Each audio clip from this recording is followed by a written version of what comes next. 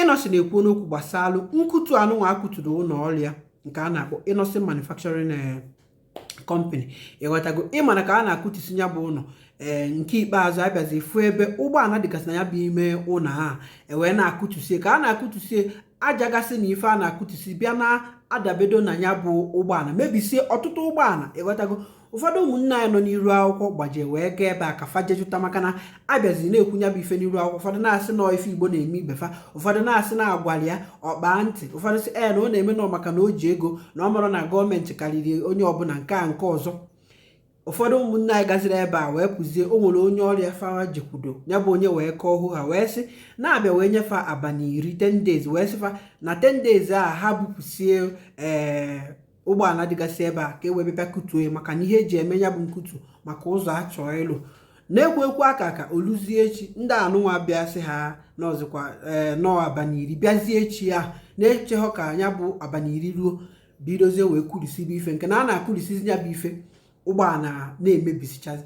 Ịmago ụfọdụ na-asị na ya bụ ife jọgburu onwe eweta m ya bụ ife onyonyo ebe abalị 2 gara aga wee na-asị na ọ bụrụ na gọvanọ Chukwuma Soludo maka ya bụ ife na ọ dịrọkwa mma na-ekwesị ka emee nyocha mara ife meenụ. Ịghọtago apụtazie m nkịta wee fụ ebe nwanne anyị nwoke bụ Innoson ebe onye nwe ya bụ ụlọ ọrụ Innoson Motors bịaziri wee kwuo ife meenụ. Ịma ya bụ nwoke site n'iru akwụkwọ mmụ ya ọ bụrụ ya na-achọ nsogbu, ọ bụ nwoke na nwayọọ. Achọrọ m ka ị gee ntị ka ịnụ ife okwu, ịnụzie ihe okwu ịmalụzie kere ebe ị ga-agbadozi aka wee kwu ka ya asị na ọnyanwa na ọ gere ntị na ọ na-eme mpako na-ejuchi ego nke a nke ọzọ. Onye gbalị ajụjụ ọnụ abụ onye a na-akpọ ụdọ eji eke ndị amụnsu onye agbalị anya bụ ajụjụ ọnụ. Geenụ ntị ka unu n'ife Innoson kwu akpọrọ ya n'ekwentị. Good morning, sir, Doctor, Engineer, ọgbọzụ ndị Igbo niile. Innoson Motors, ọ ga-adịrị gị mma. Biko, adị m mma nna m. Ị ga-adị dịka eche chanara agwụ rapụ na mmapụ anaghị egbu nwa awọ. Yes, mmapụ anaghị egbu nwa awọ. Chụ nwa ọkụkọ onye nwa ọkụkọ nwe ọsọ. Biko, o nwere many people na-akpọ m all over the world maka your issue. Okay, for demolition your company. So, achọrọ m ka biko ọ bụrụ 1 minute to 3 minutes. Ka ị na-ekene m brief maka na okwu a ga-aga viral. Ka ndị mmadụ nuke n'ọnụ gị exactly ife melụnụ the state government ji wee bịa demolition your company. Chineke nyelu gị nyelu ndị Igbo ka ndị Igbo wee na-enwe aṅụrị. Biko gịnị melụ na ya company ji demolition ya biko? Amabụ m ọfịs na ama na-arụ ilo ka a na-alụ and akwado nsịlụba adọmagensi ilo mana ifere ihe ibi nwere isi bibi ma problem nọ nwaanyị na-agwa anyị ka ịbụkwa moto dị ebe a ka ịbụsịa moto any other thing ha na-eme adọrọ njọ ka ọ dịrị onye ọra mma.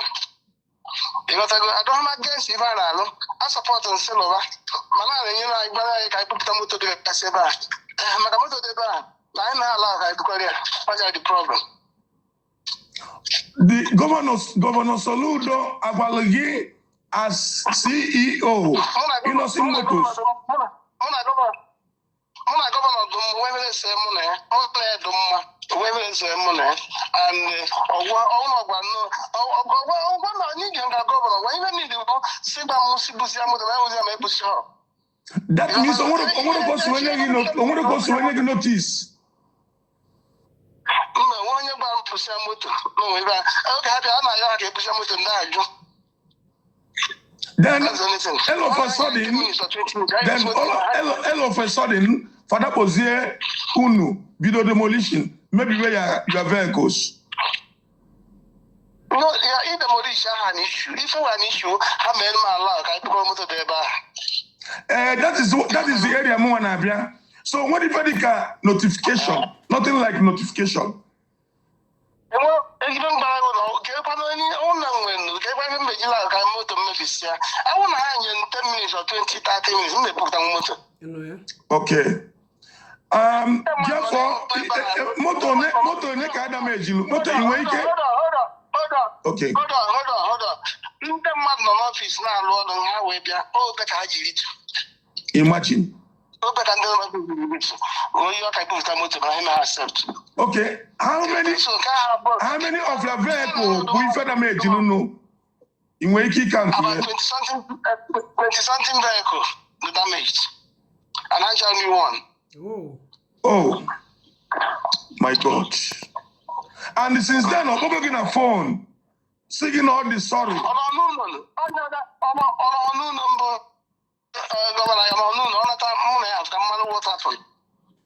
Okay, I'm a travel, I'm not an Anambra State in there, maybe he destroy the company.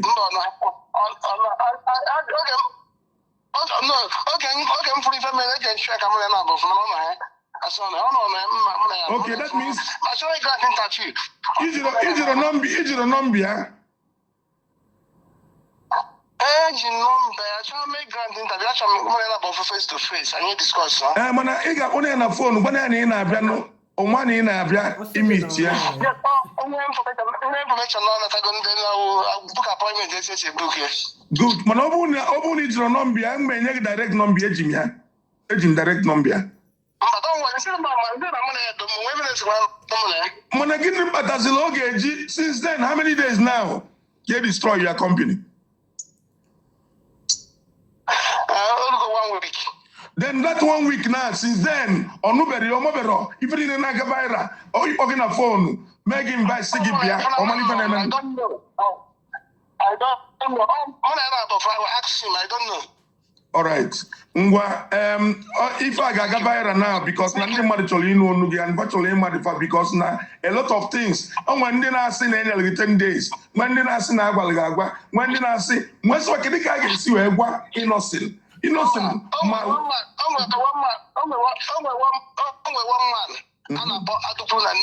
Good.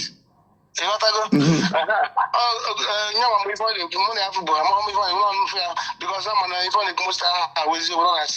don't listen to him. That is what I'm telling them. I'm a troublemaker. And you are a very peaceful man. You are a very simple man. You are very humble. No one this man only notification. He gave a little motto. I'll manufacture one time I call interview. If I had online, go at the first person call make one thing for government. Thank you. We go to interview. My friend, mana ikuloku aswa Igbo if you kiswe go you know what the sell again here mana indirectly by now obviously ogi no bona all the genuine in mind because na any nebu mado any nebu Anambra we call expect any can name me fe ko suwedi no solo oh no bona no say anything he can't say anything until I have a fan of oh, if I what happened, like I'm not going to because now, who is you block the key? What I'm trying to say, Buna, on what if for some demolition company and an Agwarogi, and then supposedly Wagi, he's supposed to notify you. All the Igbo, you know Igbo, or suppose he make him respect is reciprocal. I don't make the politics more. Compromise. If we find you like I know Igbo today. And when one money the Kagina and Igbo, money the Kagan when I need what's natural Japan, natural Dubai. Now you are the first Dubai I confirm. Why no man quizzle respect? I'm gonna give motto. I'm a nigga good here. If I'm we call a spade we call spade a spade. Na ife anyị na-ata na n'Igbo so na-egbu anyị na-egbu anyị gọvanọs na-egbu anyị. It's a pity. I'm very sorry for what happens to you, the honorable doctor.